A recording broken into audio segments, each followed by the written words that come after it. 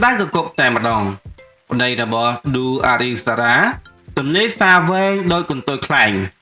បើក្រោយពីផ្ទុះរឿងប្រពន្ធជាស្ត្រីហៃសូខ្លាំងបើថ្មីនេះមហាជនជាច្រើនកំពុងតែភ្ញាក់ផ្អើលជាមួយតារាស្រីឌូអារីសាបាទគឺឌូអារីសារ៉ាតែត្រូវគេទម្លាយខ្ទេចខ្ទីគ្មានសល់ថាជាស្ត្រីហៃសូខ្លាំងបើចាយលុយធំជាងខ្លួនរហូតដល់ជំពាក់បំណុលគេជំទឺគឺជាពិសេសគឺលហិថានាងបានបែកបាក់ជាមួយស្វាមីទៀតបើចំណាំមិនតកតទៅនឹងករណីនេះផងដែរក្រោយពីមានការផ្ទុះរឿងរ៉ាវរបស់ Sebastian Lee ដែលជាស្វាមីឌូអារីសារ៉ាក៏បានទម្លាយសារដល់វិញអនឡាញនៅតាមបណ្ដាញសង្គម IG ឬក៏ Instagram របស់ខ្លួនដោយមានអត្ថន័យរួមថាបាទលោកសូមនៅឯកភាពបាទសូមសំណុំសូមនៅឯកភាពមិនចង់ឲ្យមានការជីកកកាយរឿងជីវិតផ្ទាល់ខ្លួនរបស់លោកនិងកូនទៀតទេបើលោកក៏ហួចចិត្តនឹងមានការចោទប្រកាន់ទៅកាន់លោកពាក់ព័ន្ធទៅនឹង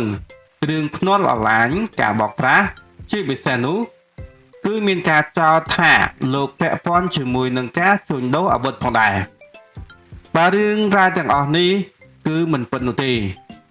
បើមានព័ត៌មានជាច្រើនណាស់ដែលបានលាបពណ៌មកលើលោកតែធ្វើឲ្យលោកខូចកេរ្តិ៍ឈ្មោះដល់សប្តាហ៍ថ្ងៃបើលោកក៏បានបញ្ជាក់បន្ថែមទៀតថាលោកមិនមែនជាអ្នកមានអ្វីទេអ្វីគ្រប់យ៉ាងគឺសុទ្ធតែចេញពីញើសឈាមឪពុកម្ដាយរបស់ខ្លួនដែលជាអ្នករកស៊ីនិងផ្ដល់ឱកាសឲ្យលោកហើយអ្វីដែលសំខាន់សម្រាប់លោកជាទីបំផុតនោះគឺកូនបើចំណែកឯឌូបើក៏នៅតែជាម្ដាយរបស់កូនលោករហូតទៅលោកជឿជាក់ថាឌូបើដឹងកំហុសរបស់ខ្លួនឯងនឹងអាចកែប្រែឡើងវិញបាន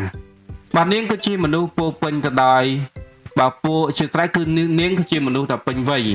ដែលអាចទទួលខុសត្រូវបើលើកំហុសខ្លួនឯងបាននាងមិនមានចេតនាអាក្រក់មួយណាជាមួយនរណាម្នាក់នោះទេបាទហើយនាងនឹងរៀនដឹងព្រមទាំងធ្វើរឿងដែលត្រឹមត្រូវចាប់ពីពេលនេះតទៅបាទនេះជារឿងថាមើលថាគាត់បង្ហោះសារវិញអនឡាញនៅក្នុងបណ្ដាញសង្គមបាទ IG ឬក៏ Instagram តាក់ទិននឹងអតីតបាទប្រពន្ធរបស់គាត់ដែលជាតារាហៃសូខ្លាំងនោះបាទហើយចំពោះព័ត៌មាននេះដែរគឺមានតែប៉ុណ្ណេះទេបាទសូមអរគុណសូមជម្រាបលា